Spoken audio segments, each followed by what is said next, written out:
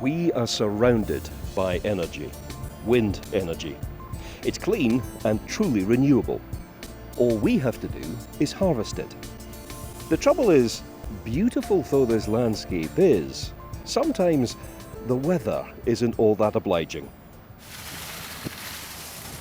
The Lochluichart wind farm construction has been a challenging project from the outset. You can see from the weather conditions that surround us at the moment that the nature of the landscape we're constructing this wind farm in is slightly hostile. We have quite a snowstorm passing through the country at the moment, and that's been the nature of the beast for the whole project.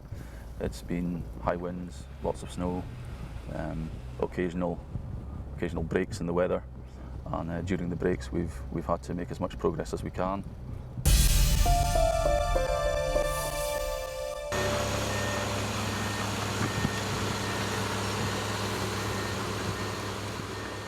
This project is really a landmark project for Eneco. It's 69 megawatts. Compared to anything else that we built on shore, it is by far the biggest. It is actually on a shooting estate as well, which we have to respect. Not only respect, but we wish to work very closely with the landowners, the Leslie Melvilles here. We regard this as a partnership with them for 25 years. Turbine deliveries to this wind farm were a logistical challenge. The turbines were shipped from Denmark. They were manufactured by Siemens to Invergordon Port. From Invergordon Port, they were transported in convoys of 3 lorries by road down to the Tor roundabout, and subsequently from there up the A road to Ullapool, where they transited from the A road at the Glascarnoch Dam. We worked with Police Scotland and Road Scotland to achieve that, and the whole process went very smoothly and successfully because of their assistance. Starting over to your left now, Stevie boy. To the left, left, looking good. Finish that, left good. In the UK, there is an obligation on the wind farm developer to provide a community benefit fund alongside its wind farm application. What I feel that Eneco has done really differently in this case is we haven't just given the money to the community and left them to sort it out, so almost bringing them a problem. We've been very keen and committed to working together with the community to ensure that this will make a real difference. So we've set up the Lochluichart Community Trust, which has a very clear strategy, which is all around the rejuvenation of the glen. These wind turbines are going to do a lot for our community. We have a hall that's badly in need of, shall we say, repair, new heating maybe, something like that, new windows. There's a hydrotherapy pool in Dingwall that a lot of our local people go to. But we really would like one really good big project so that there's a lasting impression made with all the money that's going to come in. This landscape is so open, so vast, that scale is deceptive. From a distance, the turbines look delicate, slender, almost bird-like. But each of these blades is nearly 50 meters long, and building something like this in such a remote location is a real achievement.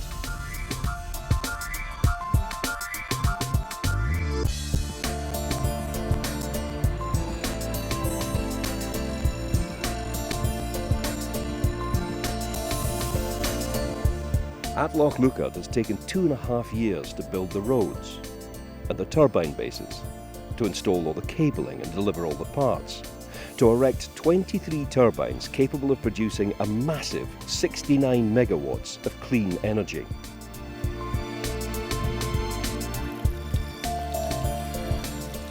Financially, the Lochluichart wind farm will clearly benefit local people, but do they like them?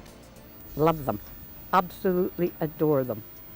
I wish I had one that I could look out my window at, but unfortunately I can't see them.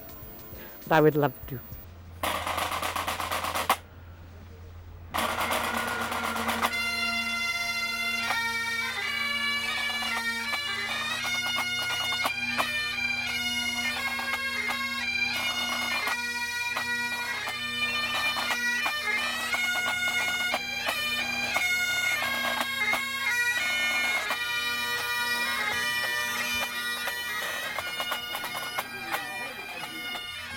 Okay, so good morning everybody. This is a very special day for not only the Eneco UK team, but also the Lochluichart estate, the Garvan district and wider community, the Highland Council, and all of those who've been engaged in building this demanding project.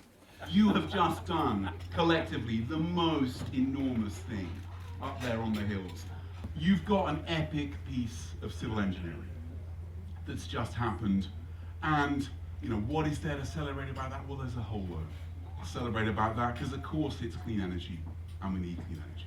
Of course it's protecting and growing jobs. Of course it's helping to lower fuel prices at a time where everyone's facing increasing fuel poverty. And you've got, as Peter just said, you know, you've got something which is on the right side of history. Now, welcome onto the stage the special guest, the very famous kids of Strathclyde Primary School. Generator running on the road is spinning, and the wind blowing in beneath the air, rising up through the warmth of the sun shining down on earth.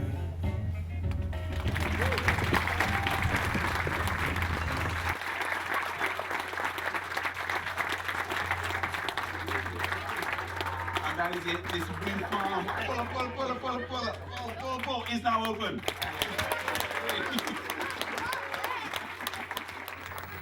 I think pride is actually the word to use here.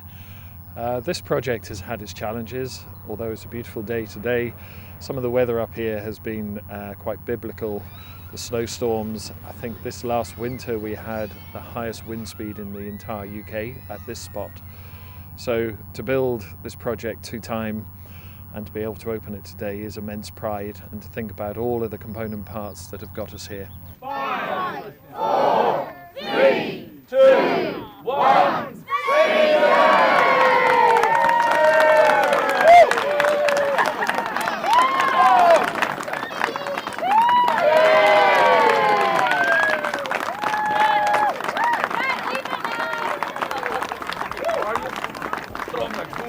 With the hydroelectric schemes that have existed here for the last 50 years, and now the wind farm which has been built, you can see that the natural resources of the Highlands can very much be seen as powering the Highlands.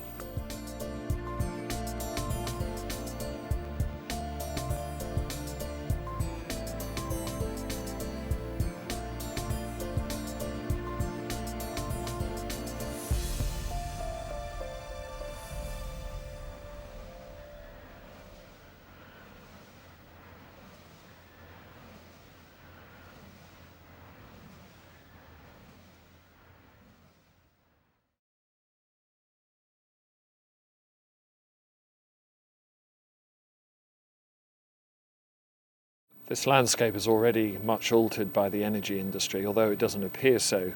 The loch behind me is a hydroelectric scheme run by Scottish and Southern,